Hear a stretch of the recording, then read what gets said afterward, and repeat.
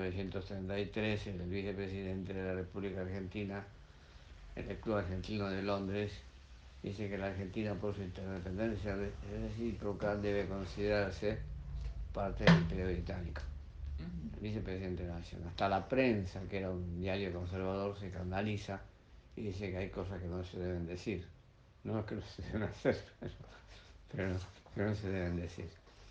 Bueno, Perón, yo decía que su madre tenía peones, a tal punto que cuando Perón empieza a cambiar la legislación social, la madre le manda una carta y le dice: si estás loco, ya siendo Perón presidente. Y Perón le dice: si no podés pagarla, cerrá, vender la estancia. Entonces, Perón se va circunstanciándose de esas ideas. También influyen en cierta medida algunos exilados apristas. El aprismo fue un movimiento importante en Perú, que era una especie de irigoyenismo peruano, con Raúl Haya de la Torre, que predicaba la unidad latinoamericana y que después, lamentablemente, durante la Segunda Guerra, defeccionó. Pero lo cierto es que esos militares empiezan a estar en desacuerdo con lo que se está haciendo y entre el año 44 y 45, por esas cosas del destino, les falla el corazón a varios candidatos presidenciales. El presidente Justo, por ejemplo, que quería volver a ser presidente. Ortiz también muere en ese momento. Y se abre el camino a que los militares consideren que deben intervenir y crear, con ese grupo de oficiales unidos, impulsar algo nuevo, donde la bandera de la liberación nacional se junta con la bandera de la justicia social, a tal punto que, producido el golpe del 43, y ante la perplejidad de algunos compañeros de armas, Perón no pide ser presidente ni vicepresidente, pide el Departamento del Trabajo, que era un organismo de poca importancia en ese momento, que él transforma en Secretaría de Trabajo y Previsión en poco tiempo. Y entonces ya en su primer discurso dice que está llegando la hora de los pueblos, que está llegando la hora de que los pueblos reciban lo que corresponde por su trabajo. Y la influencia de Forja es importante sobre Perón, a tal punto que Jauretche, que era el teórico de Forja, lo visita permanentemente. Scalabrini Ortiz, en una cena donde un poco por casualidad participa en La Plata junto con Perón, en el menú le escribe: coronel, ¿cuándo nos va a dar los trencitos? Porque los trencitos eran la clave de la estructura hacia el puerto, ¿no?, de la Argentina semicolonial. Y estos factores van confluyendo en un hombre que tenía una gran capacidad, primero de todo que tenía una vocación popular, ¿no? Tiene una gran capacidad para captar además la realidad que estaba viviendo, que es Perón, y de una gran capacidad de síntesis. Jauretche mismo dice que él le conversaba con Perón y le decía unas cosas y Perón al día siguiente se las repetía enriquecidas. Iba forjando esa idea de juntar las banderas de soberanía política, economía independiente y justicia social. En una Argentina donde evidentemente los ferrocarriles eran ingleses, los puertos correspondían también a los ingleses, el gran comercio y las compañías de seguros correspondían a los ingleses, la compañía de gas primitiva de gas era inglesa. Entonces, y además el peón estaba sometido a misérrimos pagos. Entonces en el 44 Perón desde la Secretaría lanza el Estatuto del Peón, que es el reconocimiento de los valores. Y la oligarquía responde: las vacas no se les puede establecer horas de parición. Es una barbaridad decir que el trabajador debe dejar de trabajar a las 8 de la noche, por ejemplo, porque la vaca puede querer parir más tarde. Bueno, se hacen argumentos de ese tipo, ¿no? Tan insólitos de parte de estos señores que se opusieron, incluso hicieron un lockout patronal cuando Perón considera que corresponde el aguinaldo y ellos cierran los negocios para no pagarlo. Y entablan una lucha donde Inglaterra ya está en decadencia, el imperio británico, y emerge como la gran potencia del mundo Estados Unidos durante la Segunda Guerra Mundial. Y Estados Unidos envía aquí al embajador Braden, que había intervenido en varios golpes de Estado, que era dueño de minas de riqueza minera, no de mujeres, de riqueza minera en Chile. Y Braden trata de comprarlo a Perón. Conversa 2 o 3 veces con Perón y le dice directamente: usted está en condiciones de ser presidente y nosotros lo hacemos presidente si usted accede a determinadas cosas. Sáquese de la cabeza esto de crear una aerolíneas independiente, deje que los cielos sean abiertos para nuestra flota de aviones, sáquese de la cabeza de nacionalizaciones y políticas industrialistas. Y Perón le dice: bueno, mire, si yo hiciera todas esas cosas, como usted dice, ustedes me podrían hacer el hombre más popular del mundo, pero me convertiría en un hijo de puta en mi país. Y no voy a hacerlo. Y entra en una discusión con Braden, que es el embajador norteamericano, que es uno de los organizadores de la Unión Democrática. Ya en ese momento gran parte del radicalismo estaba claudicando, porque intervino en la Unión Democrática con los conservadores, los socialistas e incluso los comunistas, que creían que Perón era fascista, en una incomprensión total, porque eran comunistas formados en querer hacer lo que se hizo en Rusia, que era un país distinto con otras condiciones. Es decir, al no gestarse un pensamiento nacional, había un sometimiento ideológico, que es una de las cosas que pasa hoy. Pasando un aviso, yo hice últimamente una película, Pensar en Nacional,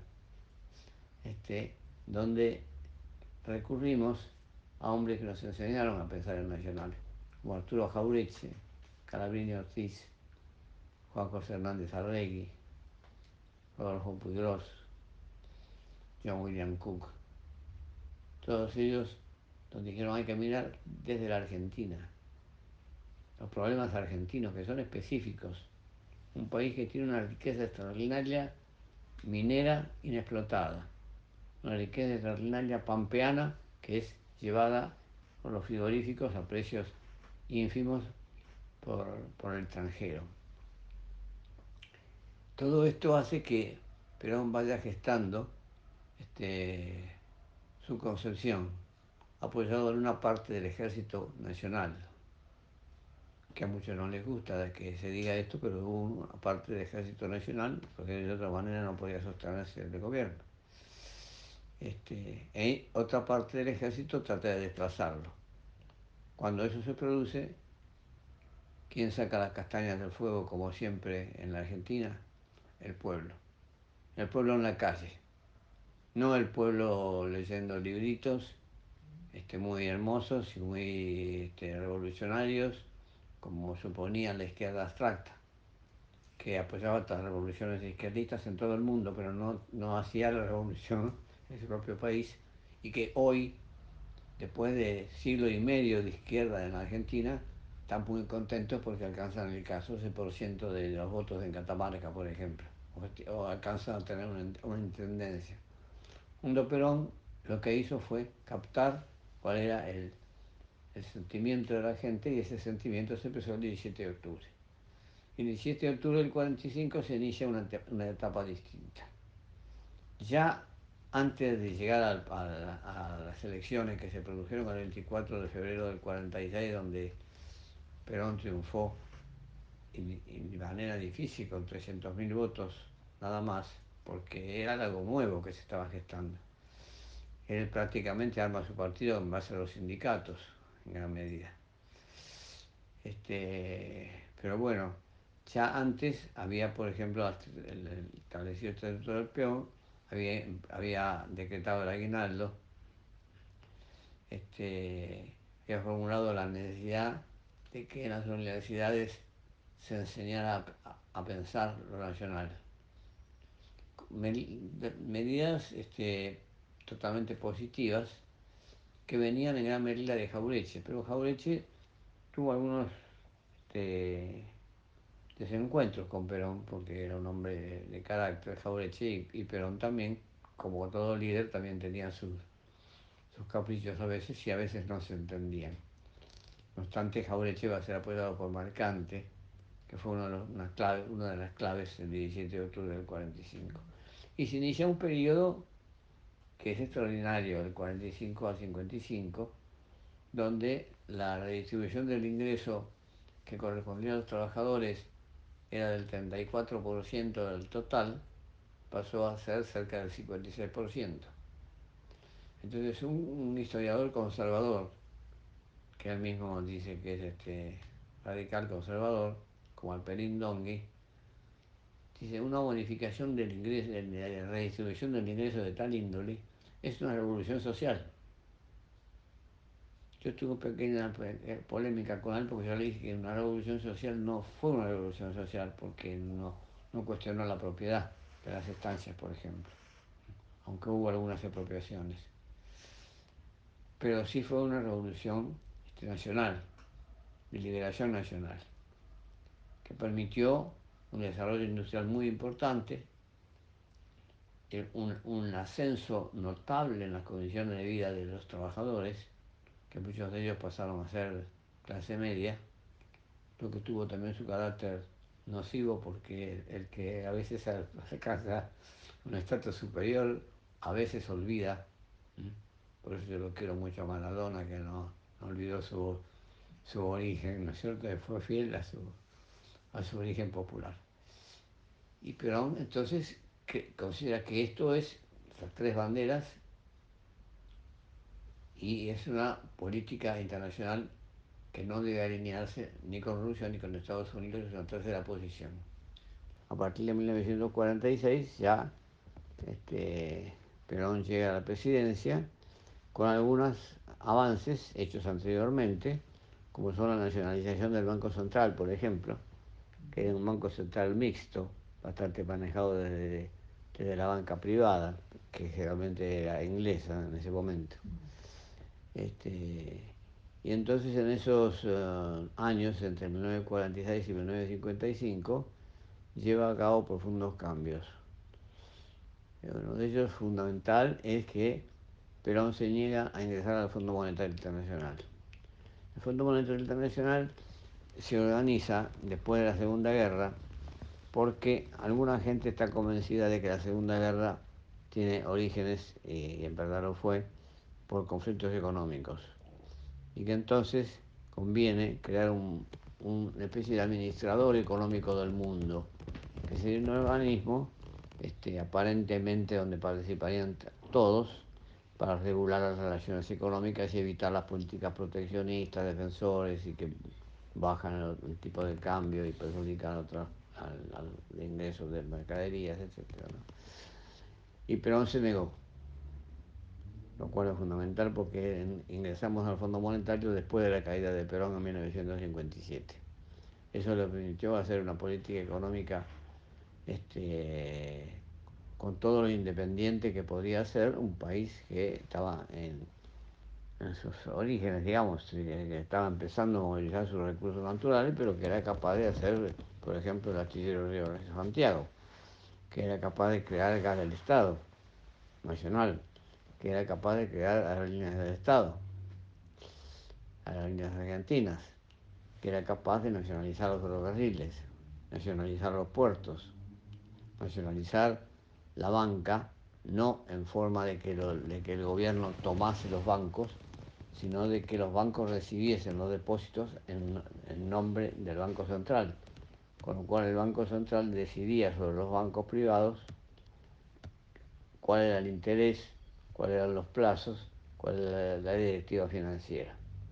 Todo eso permite un aumento, además de aumento de salarios, con los convenios colectivos, que son fundamentales, la importancia de los sindicatos, y todo esto permite un avance muy marcado en el ingreso nacional, como decíamos antes, y al mismo tiempo esto va acompañado también por un ascenso notable de la reivindicación de la mujer.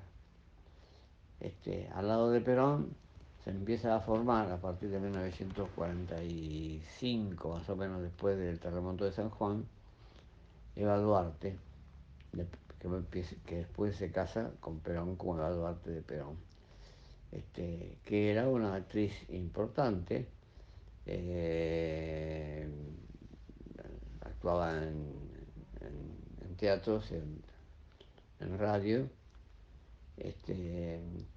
y que toma como una de las banderas principales la reivindicación de la mujer y de los sindicatos, porque no es muy conocido que Evita, antes de conocer a Perón, fue dirigente gremial de locutores, en el año 42 más o menos.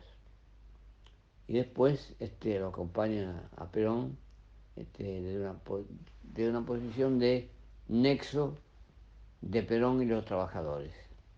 Se convierte ella en una especie de puente, porque Perón tiene muchas cosas que hacer desde el gobierno, y ella se convierte en una especie de puente con los trabajadores, con los sindicalistas que empezaban a surgir como Tedesco, como Armando Cabo, como después Espejo, todos ellos que eran sindicalistas con bastante mucho vigor y potencia de cambio que algunos que tenemos que soportar en la CGT, al frente de la CGT, aunque hay en la CGT corrientes importantes también de sindicalistas combativos. Y Evita considera que la mujer ha sido subyugada y explotada y que tiene sus derechos, que tiene que votar, que tiene que tener derechos para ejercer el comercio libremente, hacer lo que quiera en la igualdad del hombre, que tiene que tener el mismo salario y que tiene que ser legisladora, por ejemplo, y hace una intensa campaña de reivindicación de la mujer, logrando el voto de la mujer y convirtiéndose en una figura extraordinaria desde el punto de vista social, porque empieza a ocuparse de todas las cuestiones sociales y le da importancia fundamental a cosas que a veces el gobierno, con todo lo que está haciendo, no alcanza a cubrir. Por ahí niños desnutridos, por ahí familias con pocos recursos, y crea la fundación con el asesoramiento del padre Hernán Benítez, que era un cura excepcional, que fue después castrista. Tenía en su casa, donde yo estuve, por suerte pude asistir, el retrato del Che, este, y el busto de Eva. Y Eva se constituye en una figura importantísima en el campo mundial, porque es la expresión de la rebelión de las mujeres reclamando el voto femenino, reclamando la posibilidad de ser legisladoras. Varias mujeres entran al Senado. Ella arregla después el partido femenino y organiza también censistas en todo el país para ver qué problemas hay. Lleva a cabo policlínicos para resolver los problemas de salud. Y un día se le ocurre que los chicos, a veces que están en la calle, quisieran entrar en las canchas de fútbol y jugar partidos de fútbol, que son los campeonatos infantiles Evita. Y eso lo comenta en una reunión de gabinete y tiene a su favor que Ramón Carrillo, que era un médico excepcional, le dice totalmente de acuerdo, Evita, pero además exijámosle una libreta sanitaria.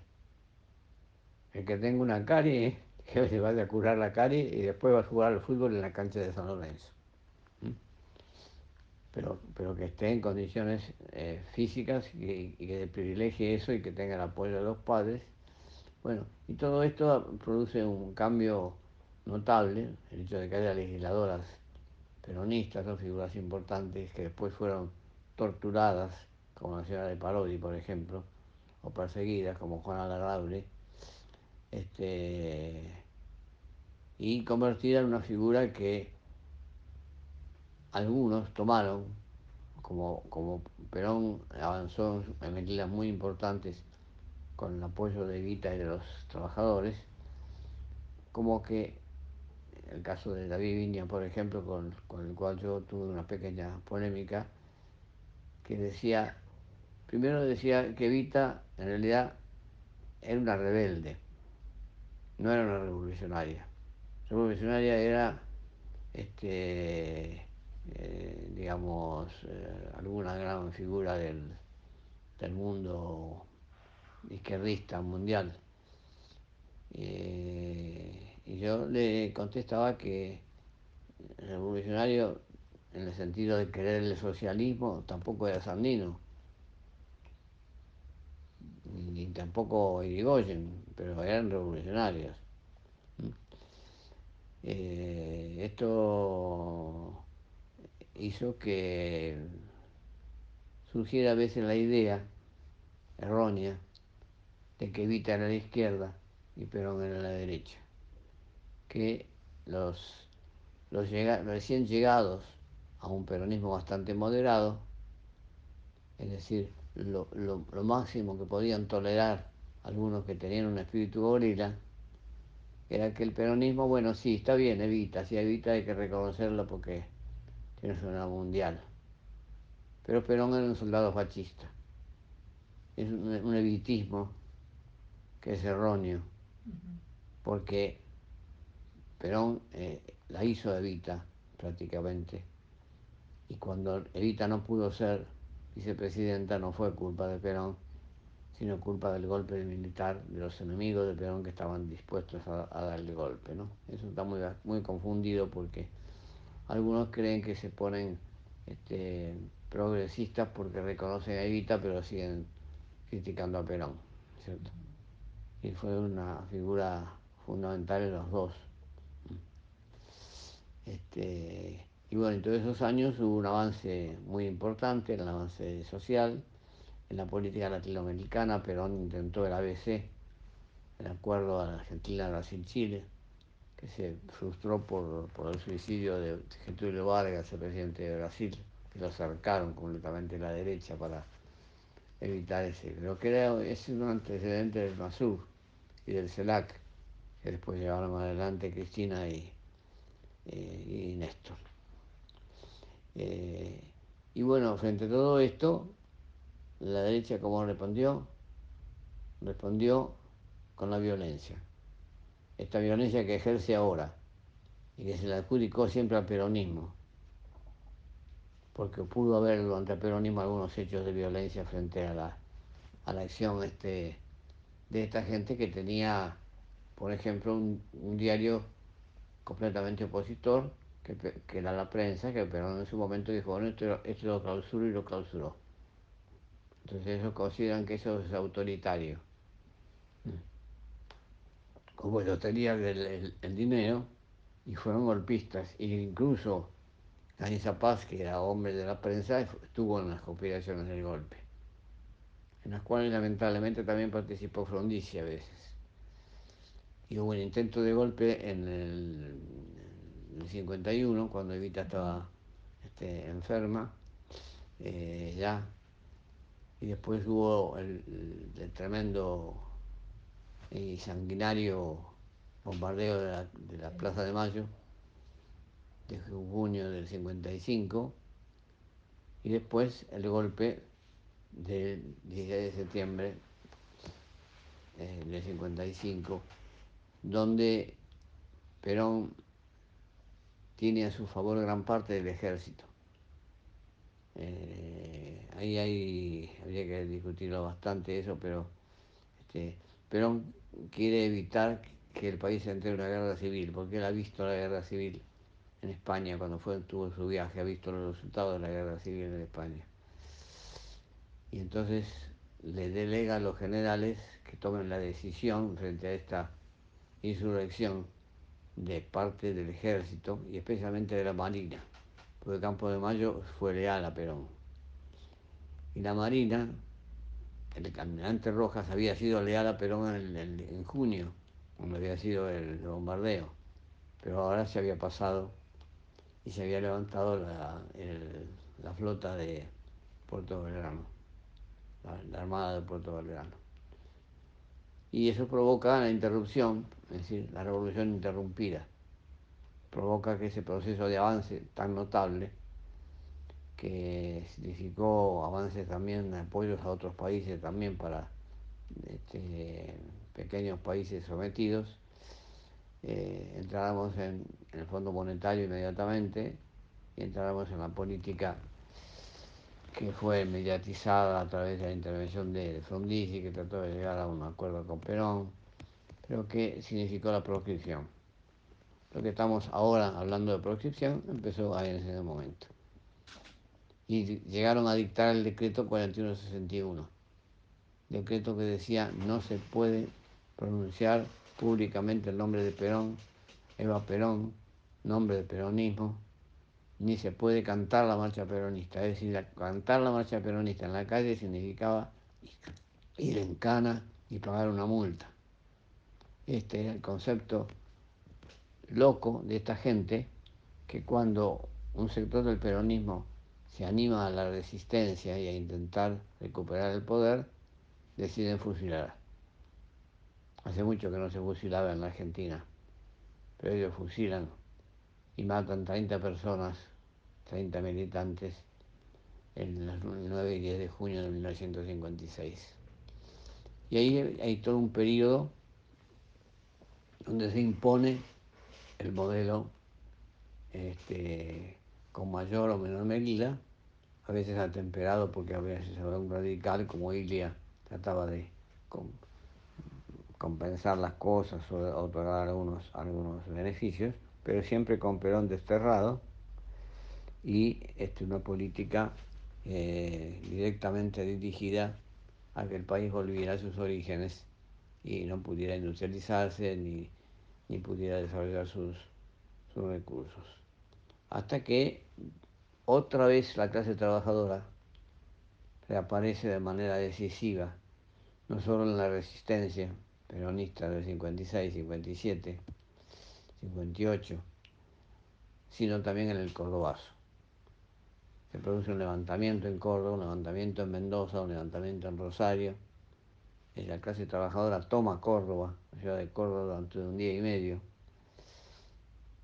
Es decir, la clase trabajadora es la protagonista fundamental de la historia argentina, que nosotros resumimos en las figuras de Perón, Eva Perón, Néstor Kirchner y Cristina Kirchner. Y eso tenemos que entenderlo porque ese momento fue decisivo para que el Perón resistiese desde Europa todo propósito de arreglo, de soborno que intentaron hacer. Le ofrecieron dinero, le devolvieron los restos de guita y trataron de embarcarlo en una especie de discusión a través del océano entre Perón y Lanusse, que era el jefe del ejército, ¿no? Que era en realidad una especie de juego de ajedrez entre el océano y que no tenía sentido porque frente a lo que exigía Lanusse, que era que él cedía su posibilidad de ser presidente, Perón le contesta: usted lo que cede es un imposible si usted no puede ser presidente. Es lo mismo que si yo arreglo con usted y prometo no ser presidente de Gran Bretaña. Es un absurdo. Y finalmente Perón los embarca, cuando ya la situación de resistencia popular es muy importante, en las elecciones del 11 de marzo del 73, donde por una cláusula vigente por la NUCE, Perón no puede ser candidato y designa a su hombre de mayor lealtad. Que esto, ahora surge el libro Conocer a Perón de Abal Medina, donde se cuentan todos los pormenores de este hecho, ¿no? Perón entiende que lo fundamental es un hombre capaz, pero fundamentalmente de lealtad, que sea capaz de ser leal a lo que él plantea, ¿no?